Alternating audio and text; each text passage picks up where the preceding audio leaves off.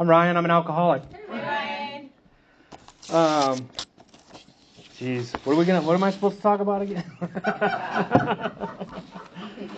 I tell you what, I don't know. I am an alcoholic, and my name is Ryan. That may be the only thing I really know for sure right now. You know what I mean? And that's all I really need to know, too. I did think of something on the drive down here, actually. I was reminded of an old song, and Deb just mentioned Caesar Milan. He's a hero of mine. A lot of old songwriters, and this could be interactive too. If you guys want to talk to me, I don't want to just talk to you guys. If you have questions or comments or whatever, just yell them out. I don't care. But what Deb just mentioned, Caesar Milan, and I said, yeah, he's a hero of mine. You know, one thing that it immediately thought of my heroes in this program when I first showed up, Glenn and Larry and all the Larrys and Stan and all those guys, and many are still here right now. I think that's important. I think that's part of that responsibility statement too, to be here for when that newcomer comes in. Because when I came in the last time, the only reason I came in is just to talk to Glenn. I didn't care about Alcoholics Anonymous. I didn't care about those steps, but I wanted to see Glenn. You know what I mean? And then I remembered everybody else that was here also. So I think heroes are important. We don't put people on pedestals, of course. Because you spent enough time with Glenn, you'd realize he's just another alcoholic like all of us were, And that was refreshing also. Sometimes I think it is easy for us to put people on pedestals, and that's not fair to them. You know what I mean? Because we're all just in this thing together. We're all on this boat together. We're all... and after you've been here a while, I think the most important thing is that we all kind of start rowing that boat together. When we give our newcomers enough time to kind of get settled in, and then it's like, well, get to doing something, because that's what saved me is wiping the tables off, sweeping the floors or whatever, and chairing meetings and doing things like this a handful of times, And today it's just such an honor to even be asked to do anything in Alcoholics Anonymous. You know what I mean? And what a blessing it is to be here and clean and sober tonight. But anyway, back to the heroes thing. I've also got a lot of heroes that are musicians, songwriters, poets, And I heard a speaker years ago talk about Chris Christopherson, and it reminded me that, yeah, he's one of my favorite writers also. And I just wanted to read some lyrics from one of his songs. It reminds me a lot of the program. These are the lyrics from the song called The Pilgrim by Chris Christopherson. I think it speaks a lot about the way I used to be. Maybe you can relate also. It goes on like this. It says, see him wasted on the sidewalk in his jacket and his jeans, wearing yesterday's misfortunes like a smile. Once he had a future full of money, love, and dreams, which he spent like they were going out of style. And he keeps right on a-changing for the better or the worse, and searching for a shrine he's never found, never knowing if believing is a blessing or a curse, or if the going up is worth the coming down. He's a poet, he's a picker, he's a prophet, he's a pusher. He's a pilgrim and a preacher and a problem when he's stoned. He's a walking contradiction, partly truth and partly fiction, taking every wrong direction on his lonely way back home. He has tasted good and evil in your bedroom and your bars, and he's traded in tomorrow for today. I don't know, that song right there, and many others, that's just happened to be the one that I thought of coming down here. I find a lot of, I don't want to say inspiration, or just, I can relate to a lot of songwriters and poets, and I hear a lot about our program in those words, and especially about I can relate to, that was me, partly truth, partly fiction, mostly fiction, all that stuff. But I don't know, pretty cool stuff if we listen, right? And I've learned, if one of the most important things that I have learned in this program is to listen more and try to feel more and get out of my head, feel things with my heart, you know what I mean?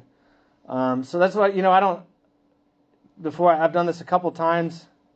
Like I said, I've never planned anything, I'm going to say. because I think in doing that, if I were to plan and write out what I'm going to say tonight, it would be me, right? My hope is that maybe a little bit of my higher power can come through, from my heart will come through. So anyway, that's the way I like to approach these kinds of things. Anyway, I guess on to my story. Like I said, my name's Ryan. I've been sober since May 16th of 2016. I have a sponsor. I sponsor people. I'm a daily AA member. I may not go to a meeting every day lately, but I do AA every single day. I talk to somebody else in AA at least every single day. And that's the only way I've learned how to stay happy, joyous, and free, And I would tell anybody that most of my days are happy, joyous, and free. And that's all I was ever really looking for, is to try to be that person that I saw everybody out there in normal society being, and just kind of having fun in life, I guess. Now, fun isn't the most important thing in my life, but I tell you what, it's pretty damn important because I've spent most of my life in misery, Even while doing fun things, I was in misery, I guess is the best way to describe that. So anyway, it's pretty cool today. And it's all because of those 12 steps and that sponsorship and those heroes I talked about and this program, period. I made it a point before I came in here not to say so much or those filler words either. So I'm going to try not to say those words, but my fear is that it's going to cause some weird, uncomfortable pauses. So if I just kind of pause out, it's because I'm trying not to say the filler words. So you can fill in the blanks if you want. Perfect. That might help me out, Because I don't know, I just saw a video somewhere recently that said that those little filler words make you sound whatever. And not like I really care about that, but, whatever. If I'm going to be up here speaking, it is what it is. That thought crossed my mind. I'm going to try to eliminate those filler words. Anyway, sobriety date, 2016. I've been sober almost 8 years now. I had my first drink. I guess I'll go back a little farther than that. I was born here in Norfolk, and I was raised in Wisner, Nebraska, just down the road. 1,300 people, normal childhood. I don't remember being happy as a child, though. I remember being me. And even today, being me, as a child, I was always looking for something to do, and, at an early age, I would destroy things with a hammer if I could, I remember getting a brand new tractor for my 8th or 9th birthday. I remember taking it out back in the backyard with my dad's tools and just smashing it. You know what I mean? Because that I think, and then I was also I think that's kind of my alcoholism. I was looking for something exciting, and I remember immediately regretting it. It's one of my first memories. I felt really bad as soon as I did that, but it's sure fun to smash things, though, right? And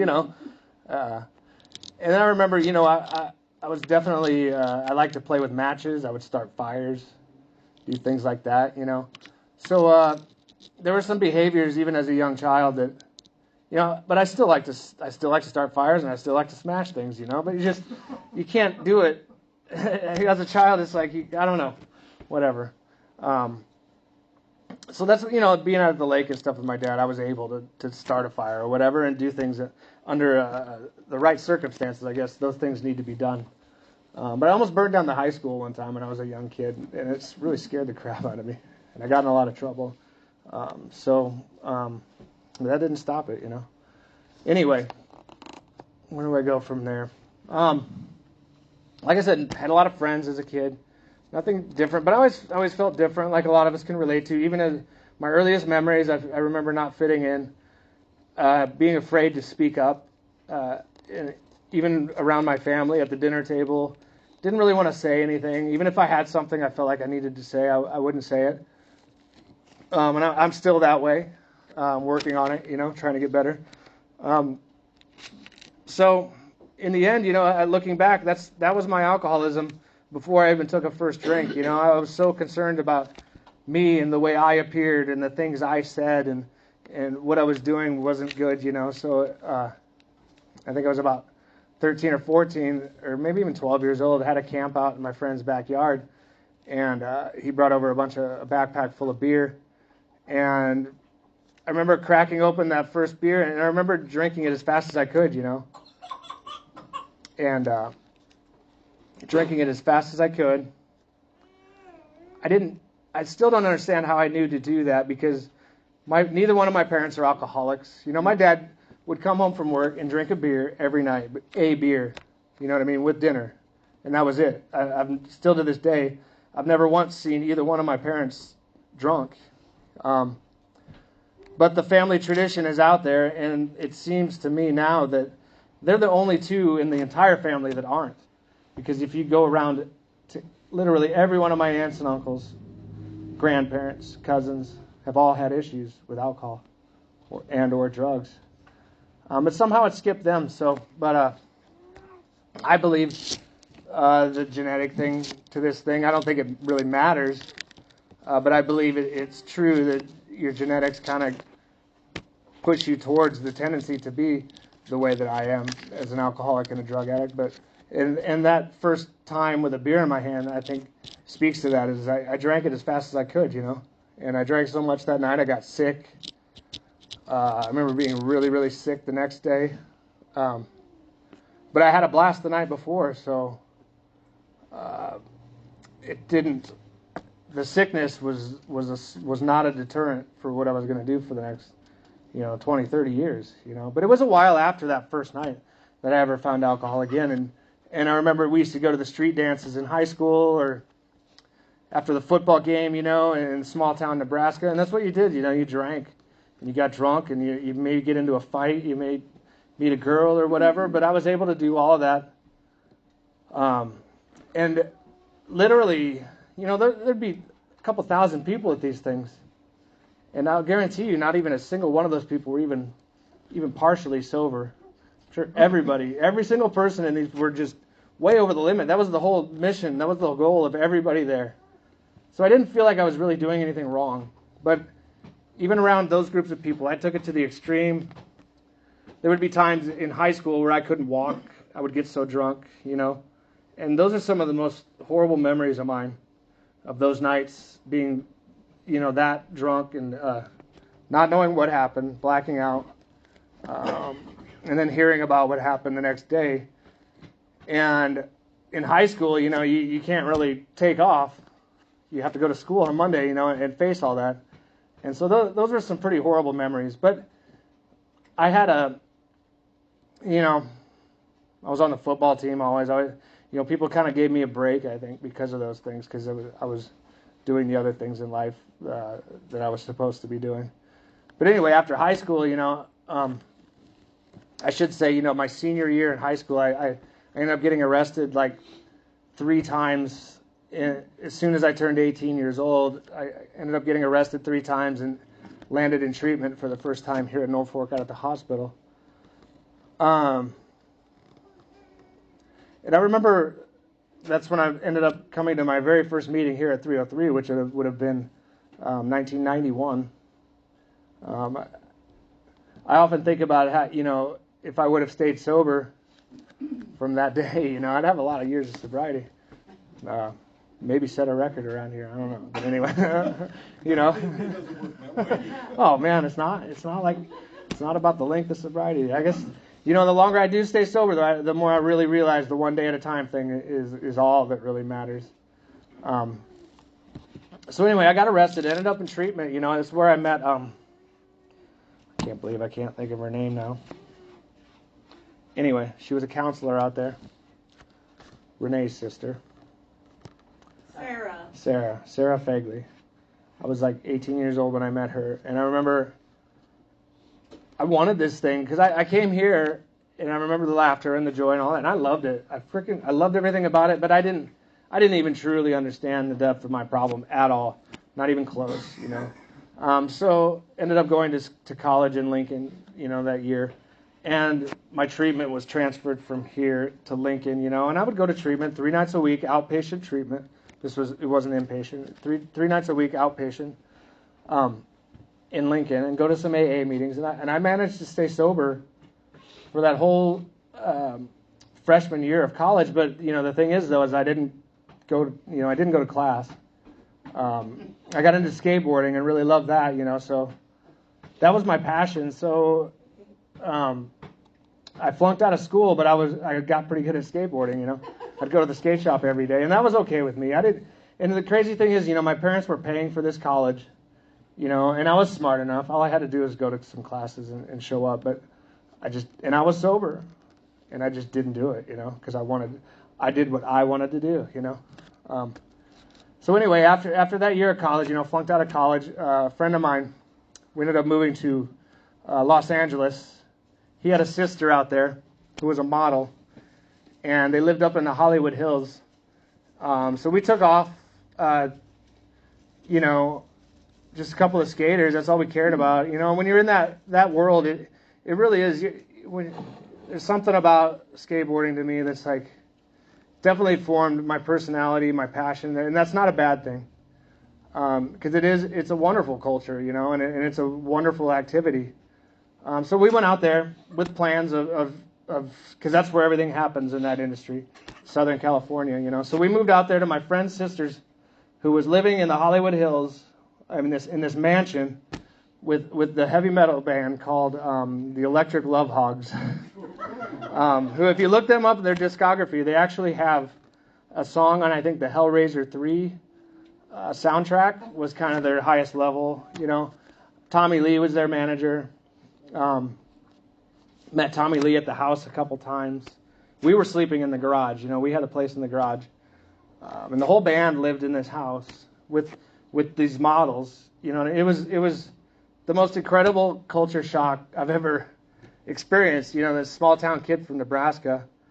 And all of a sudden I'm in the Hollywood Hills with this heavy metal band and these models and my buddy, and it was a lot of fun, it was a lot of fun.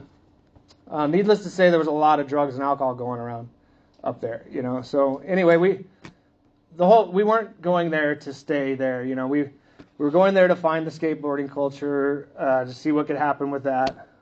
We met some people in southern San Diego. That's where the things really happen in that industry.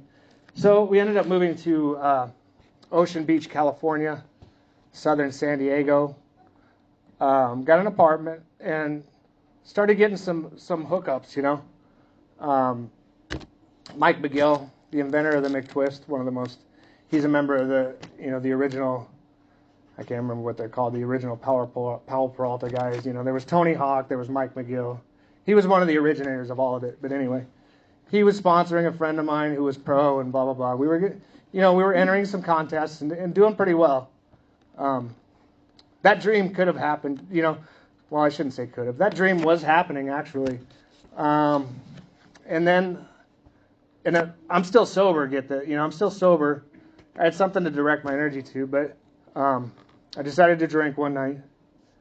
And it was one of those situations like it talks about in the big book of the guy at the cafe, just thinking that, there was no thought.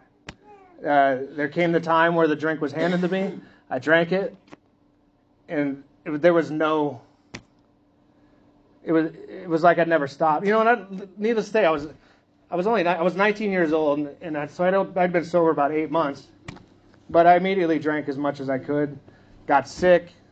I think the very next day, I was in Tijuana. You know what I mean? And then that, I was 19 years old, and I realized, hey, I can drink down there. So it didn't take long. Cody, what's up? Mark, what's up? I'm talking about you, Cody.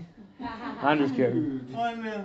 But yeah, that from the moment and I look back now, as soon as I took that drink, the real dream was gone, just gone, and it was immediately all about the drinking again, and I didn't even realize it, and I didn't even care.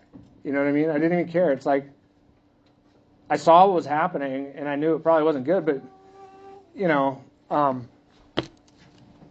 there was nothing I could do. I've experienced some true powerlessness in my life, and I think that's a good example of it right there. I don't even want to say it was like a promising skateboarding career or anything like that, because it wasn't. But it was a direction to go in a positive way with my life, and it would have been fun, and it could have lasted whatever.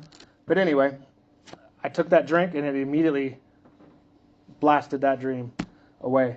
So like I said, I ended up going to Tijuana a lot after that, Rosarito, traveling a little farther down Baja California.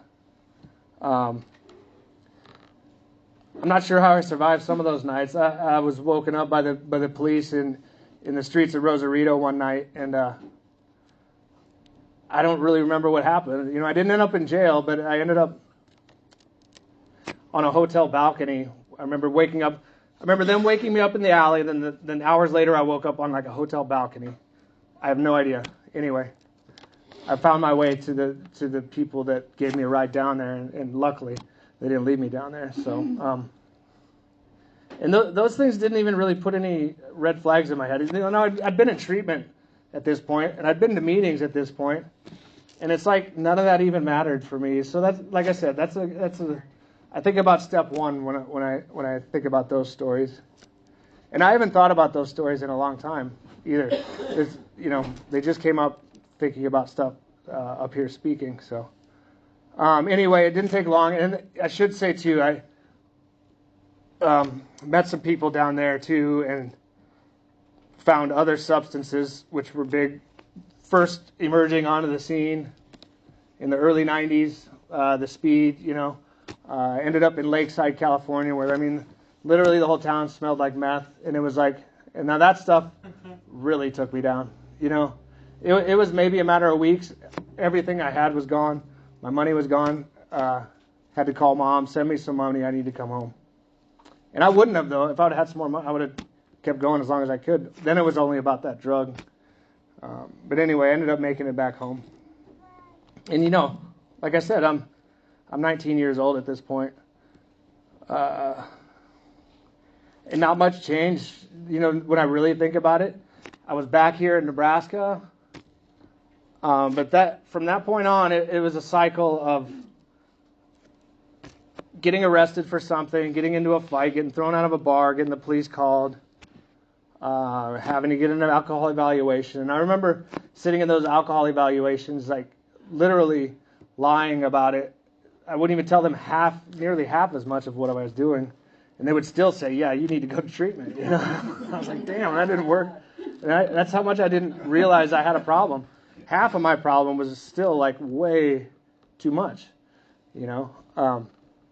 So it started the process of a couple years.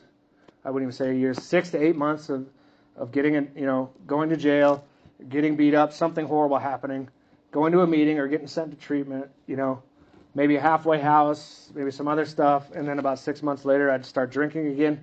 And it was just like this big ball of like horrible consequences that just kept rolling over and over and over. But I tell you what, I truly believe that this program was saving my life back then.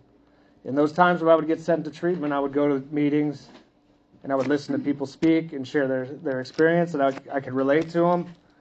But there was just, at those points in my life, I don't think there was anything that could have stopped me from going back out. Well, I shouldn't say that. If I believe, the one thing I never ever did was I never got a sponsor, and I never worked those 12 steps with a sponsor. So I guess I should, I believe if I would have done that from the beginning, I would have had a better chance of staying sober. Because once I decided to do that, like I mentioned earlier, when I came back for the last time, I just wanted to see Glenn, and I wanted to ask him for help. And that was the first time I ever actually sought help myself. Like I said, all the times before, it was always consequences happening to me, which would force me back in here, which is great, and I'm really grateful for that, because I think it kept me alive long enough to finally get this thing. And I don't claim to have anything, but I'm sober today. And from the stories I've told, that's not natural for me to be sober today. My natural instinct today is still to use drugs and drink as much as I can. But anyway, I should mention, when I came back, to get back to my story a little bit, back in Lincoln is where I ended up when I came back. Met a girl at the skate shop. We ended up having a couple kids. getting married, and I really screwed all that up because of my drinking, we were divorced, and about 6 months later, well, we had a couple kids, I should say that. They were about 3.5 years old and about 1.5 years old, about the exact age of my grandchildren now. But my kids were about 3 and 1, and we were divorced for about 6 months, and she was killed in a car accident. So immediately, I was a single parent, a drug addict, an alcoholic, actively using. And I hate to say, I've worked through all this and everything, but it was never a healthy relationship. But that doesn't mean I didn't love her. But at that time, when she died, and this is shameful for me, I wasn't too sad that she was gone, because I thought that it was unfair that she divorced me, and she left, and did this and did that. I hated her. Is about the only way to say it. Today I love her. She's in heaven. I've made my amends. I hope she forgives me for all the stuff that I did, because looking back, I hated her so much for what she was doing, but I completely neglected to look at anything I was doing. You know what I mean? And there was a lot, She had every right to leave me and divorce me. Every single right, and I don't know, it's an odd thing when Jeff and I, when we go to the treatment centers, we talk about this, about when we have resentments against people who are not on this earth anymore. There's a way through that, and I've done that. And the one thing I haven't done, they say you're supposed to go to the graveyard and have a conversation, and I still haven't done that with her. I fully plan on it someday. But I have had conversations with her, and now I do love her, and she's the mother of my kids, and we are grandparents now. Whether she's here or not on this earth, she is here. And she was awesome, you know what I mean? And I just missed all of that for so many years. She controlled me from the grave, not she. My resentment towards her controlled me for so many years after she died, And when they say resentments are the number one offender, looking back now, I'm not saying I would have been sober all these years if it wasn't for my resentment against her, but you know what? I don't have that resentment anymore, and I'm sober today. You know what I mean? So there's something there. There's definitely something there. If you have those resentments, I highly suggest working those steps and getting through it. Because like I said, I believe it is the number one offender. Whoops. I thought I had that shut off so that wouldn't happen. But I could have answered the phone. Stacy was just calling. I should have answered the phone. I know. She can talk to all you guys. Most of you know my wife, Stacy. Tell her we're here. I should have answered it. It's your turn, honey. But anyway, I'm over that resentment today, and it's truly freeing. And then after she died, like I said, the kids were little. I was automatically a single parent. My dad and my family gave us the means to. I would somehow keep a job for a while, and make it look like I was doing the right thing. But after she died, we would get insurance money every month. It's called survivor's benefits or whatever. And it's another shameful thing. I spent a lot of that money on drugs and alcohol, But I did manage to pay the rent most of the time. My parents and my dad's a construction guy, I'm a construction guy. We ended up building a home in Lincoln. That was never going to last, though. But we did it, Ended up having to move back home when they were probably going into the 4th and 6th grade, something like that. So I don't know how many years later that would have been. 7 or 8 years, I don't know, whatever. I haven't really done the math on all this. Ended up moving back to Wisner, where basically when that happened, I dropped my kids off at my parents' house and I took off, I was still there, I was around, but I was no longer able to be a parent to my kids. So my parents stepped up and took care of them. And I'm so grateful for that today. They were never taken from me, but but I was not there, and that's also another regret. That like I said, these things are all regrets that I have dealt with, and I don't dwell on them anymore because life's good today. If you have issues with your kids though, and you've done the same things to your kids, I'm telling you, it can all change in a second because now, today, because of sobriety, because of these 12 steps, we have the most wonderful relationship today. My oldest son is in South Korea right now in the Air Force, getting ready to come home at the end of January, and then he's off to Greenland for a year. Every time I talk about him, I'm reminded of the Big Book statement that talks about the alcoholic, that even if he would move to the Greenland ice cap, some Eskimo would come up with a bottle of scotch, and but I know they would, even if you put me on the moon, I'm gonna find some damn rock that you can get high on if you crack it open, and it doesn't matter where I go, I'm gonna find it, It's a complicated. I would figure it out though. I would get high on those space rocks. There might be a song there, Kim. Oh no, I'm gonna get high on space rocks. That's perfect. Thanks for the idea. Thanks for the muse. So anyway, we moved out to Wisner, dropped the kids off at the parents, basically said, I can't do this. They knew I couldn't do it. In and out of treatment a few more times. Met Stacy. And we drank together for a couple years. And it wasn't good. I mean, it was wonderful, but then the bad times were bad because we drank together. And I shouldn't say together, I should say I was drinking. And it just wasn't good, And when the youngest son graduated, that's the last night I ever drank was at my youngest son's graduation party. And I woke up that next morning and she was gone. He was out of high school, so he literally left the house maybe even that night and didn't tell me where he was going, what he was doing. He was gone, because he knew he didn't have to go back to school, so why would he stick around with me? And I've never felt so alone in my life. That talks about it in the Big Book, the loneliness that only we experience, and that was the most horrible feeling I've ever had in my life. But somehow laying on the floor that morning, I woke up on the living room floor. A lot of us alcoholics can relate to not waking up in bed most of the time.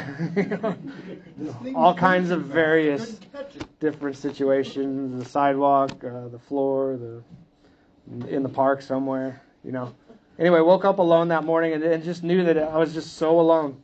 And I didn't have the strength to, I probably could have called my parents and suckered them into some more money or some, help me, the help. Their only crime was that they loved me enough to actually try to help me the way, they thought they were helping me, but with an alcoholic, you give an alcoholic money, they're just going to drink it. I drank it, and that's a big regret too. My family loves me, but they couldn't give me the help that I needed, and they had no idea how or what I needed. But they helped me all that they could, and I'm so grateful for that too.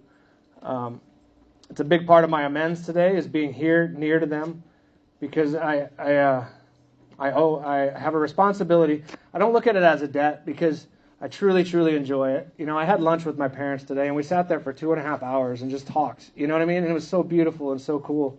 And our relationship today with them, too, is wonderful. And I put them through hell for so many years. You know what I mean? And I'm just so grateful that I can be here, to be close to them, to be with them today. So, where am I? So yeah, the kids were gone, Stacy was gone, and I woke up that morning and I had this weird sense that I think maybe I said the first prayer I've ever said in my life that morning. And it wasn't help me. It wasn't I'm sorry. It wasn't even really a prayer probably, but somehow, some way I knew I needed to come here. I needed to see Glenn. So that's what I did, I came here, it was a Wednesday night Big Book study. And Glenn was sitting right there with his goofy ass smile, you know what I mean? And I was grateful for that. But I think maybe I maybe I listened for the first time at a meeting of AA.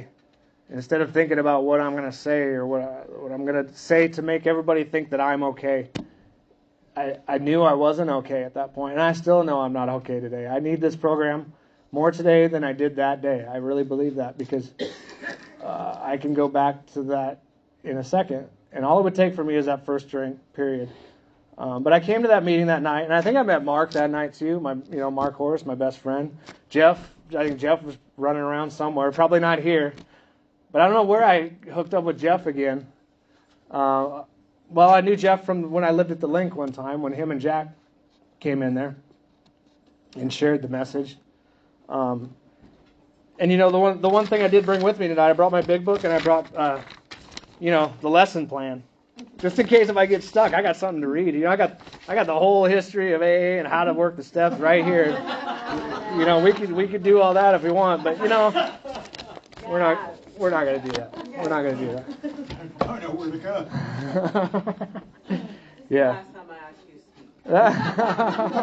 you. All right, get out your notebooks and your pencils, everybody. We're going to do a 4-step right now.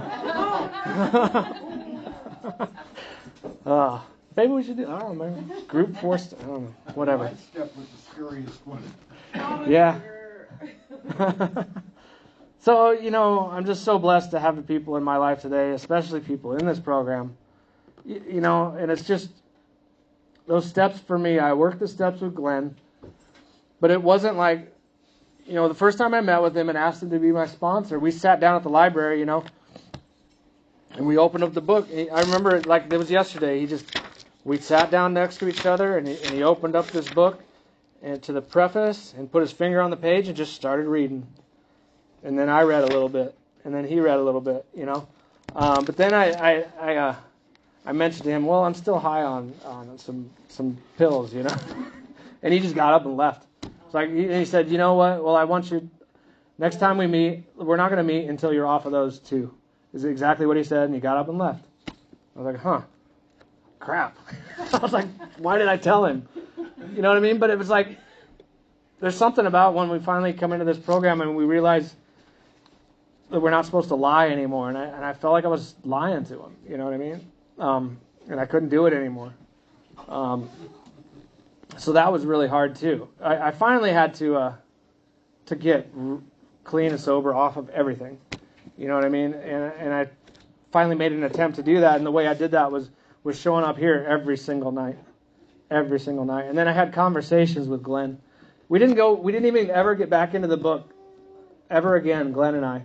But what we did, he put me in the car with him, and we'd drive to Pierce to a meeting, or we'd sit here after the meeting, and he'd ask me how things were going, and he'd ask me about what I thought about powerlessness, and if I believed in God, and if I was willing to write down these things, and I did, and then we'd talk about them in the car.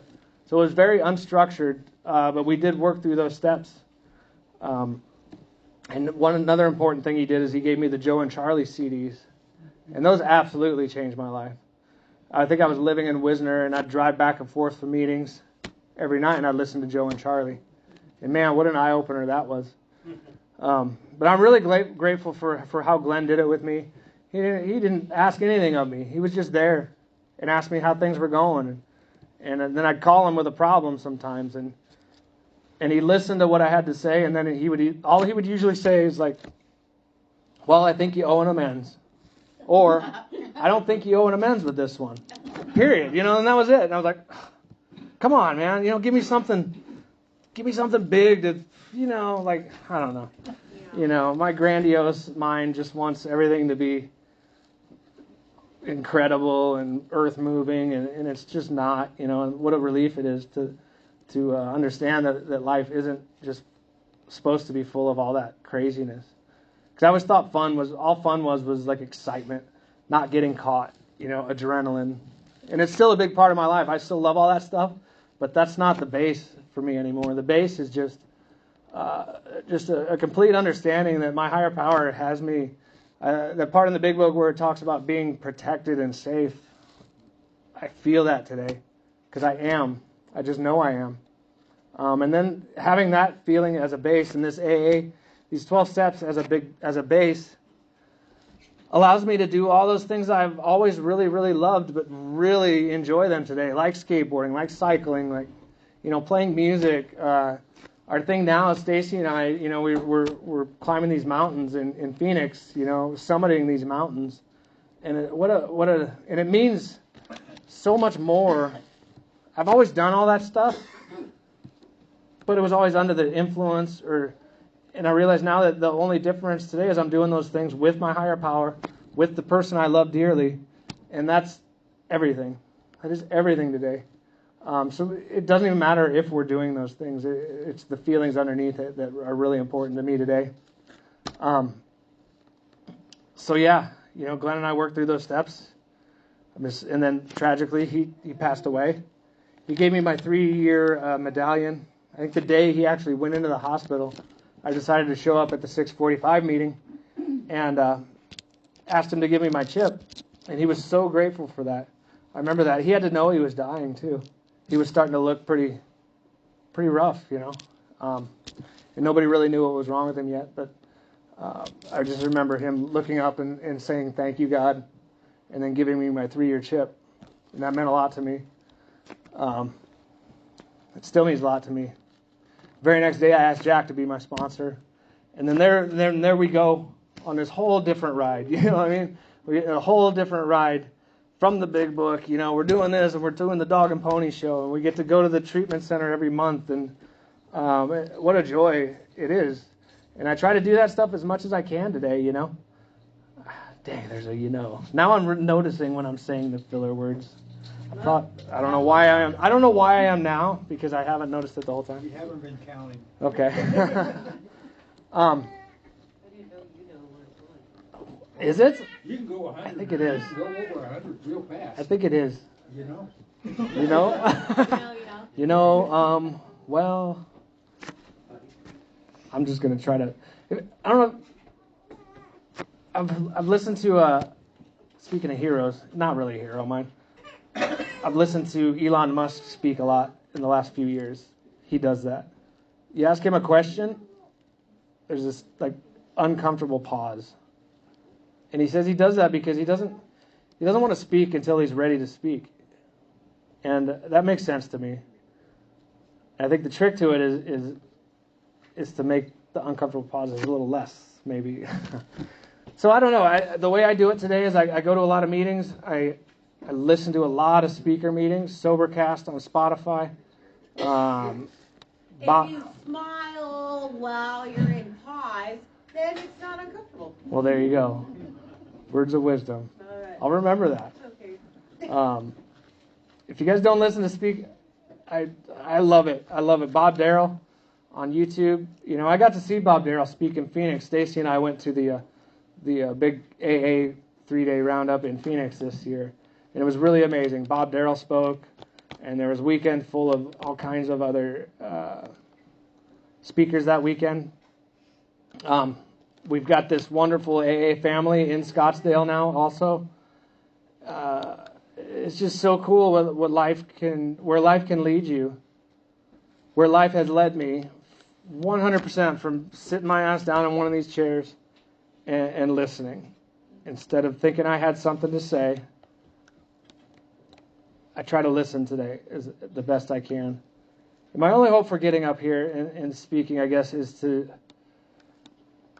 I don't know what it is. I guess, I am a musician. I like being in front of a microphone, to tell you the truth. I just do. And I don't like to hear my own voice, but maybe I do. I don't know. This is way harder for me than with a guitar and singing, you know what I mean? It truly is. But this isn't hard for me, which is amazing. What, Kim? You're hopeless. I figured that one out a long time ago. Euclid. In the early days, I would show up without my ukulele. We used to sit out here on the bench, and me and Kim and Larry and Matt, we had a group going there, man. And Larry wrote a song. He was so proud of that damn song. He was so proud of that damn song. The one about the blue jay shitting on his head. And what was the other first lyric? Something about he doesn't have a problem with the birds and the bees because he's a good man, and except for he doesn't like the blue jay much because I don't know, whatever. Anyway, I just remember Larry singing that song. It was so much fun, and I would show up without my ukulele, and so Kim coined me as being ukeless. You know, Totally useless. totally ukeless. That's good. Yeah. I think I'm going to wrap it up here pretty soon. What a joy it is today, though. What a joy life is today. And I think I mentioned it the other night. It's not dependent on what's going around me, what's happening around me in my life, because things aren't always good, you know, and they're just not. And I realize today that they're not for anybody. Things are never just always good for everybody. So all we can be is be spiritually fit as we can. Those steps have turned into one. I like to call it one big ball of spiritual badassery. It's a good way to think about it for me because I just try to practice those principles in all my affairs. Sit down at a meeting, listen, share when I can. Be there for my family. I didn't even mention my grandkids. Oh my God. Being a grandpa for me is the most magical thing I've ever experienced in my life. It just is. And I know that's a common experience. And I just love everything about it, you know.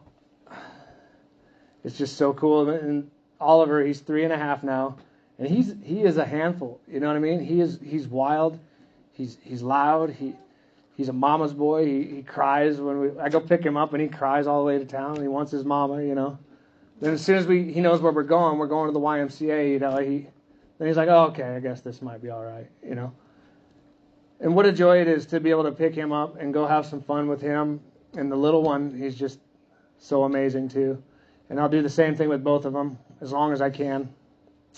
I've had the opportunity to move to Phoenix, you know, and experience that. I decided to stay here because of those reasons, because I feel like I said, it's not a debt.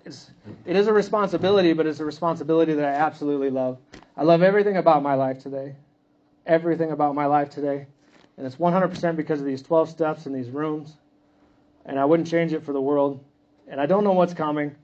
And I know I can't stop what's coming either. But that's okay too. We've all got a short time on this earth, you know. I just want to make the best of it that I can for the people around me as much as I can. I think that's all I got. So thanks, everybody. Love you.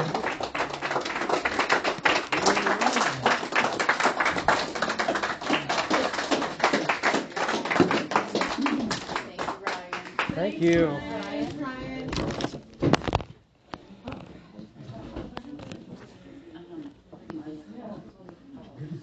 Okay.